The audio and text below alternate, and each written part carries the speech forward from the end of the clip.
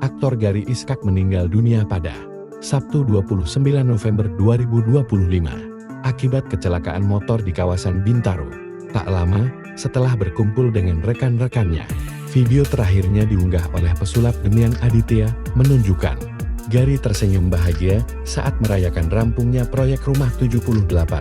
Hanya beberapa jam setelah video itu diunggah, Demian menerima kabar duka tentang meninggalnya Gary. Ia mengungkap kesedihan mendalam dan menyebut baru saja berjanji akan menjaga sahabatnya itu.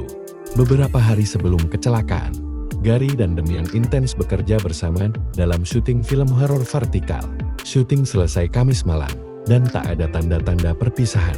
Istri Demian, Sarah Wijayanto, juga terpukul karena tak sempat melihat Gary untuk terakhir kali.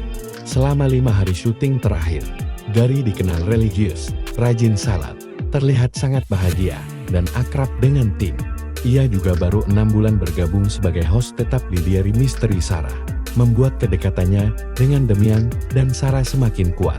Gary Iskak meninggalkan seorang istri, Richa Novisha, dan 2 anak.